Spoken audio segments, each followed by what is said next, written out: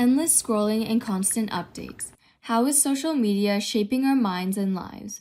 Stanford professor in the Department of Psychiatry and Behavioral Sciences, Carolyn Rodriguez, is here to tell us more.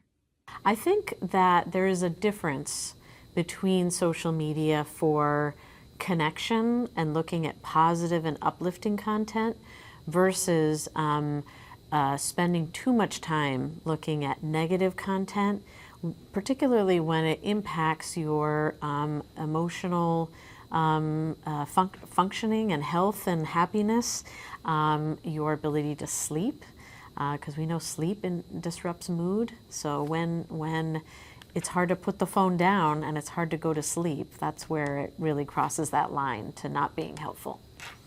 I think it definitely affects my focus a little bit more than I like, and I think it's really easy to get sucked into this just like rabbit hole of just watching and watching and watching and not stopping. It's kind of like it's the difference between eating chips from a bowl that you've set out for yourself and eating straight from the bag, where when you have a bag, you can just keep eating and eating and eating, and you forget why you ever started in the beginning, and if you were ever hungry. With a bowl, you can eat and you can like stop yourself.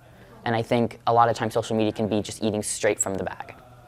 You know, we're in a group, and when things get boring, like everybody takes out their phone, right? Like, you know, being able to kind of build up your ability to be bored is a nice thing, and you can actually take mini digital fasts, you know, where, like, you know, what we were talking about, going outside, taking a walk, not having your phone, seeing what that's like, saying like, you know, this on Tuesdays, I'm not gonna look at social media, and then check in and see how you feel as well. And you know, I think that the more stimulation you have right in a row, the harder it is to then go without it. And so specifically building in those kind of boredom times can be helpful. I think social media has a lot of really negative effects upon it. I think it has really negatively affected the way that we view looking stupid. And I think today, because of social media, we are so afraid to act stupid that we do these crazy things to be the most objectively cool, in a way that has just limited our capacity to make art. But I think it would be really ignorant to say that social media is not a facet of the internet, which is objectively the best invention that humanity has made completely.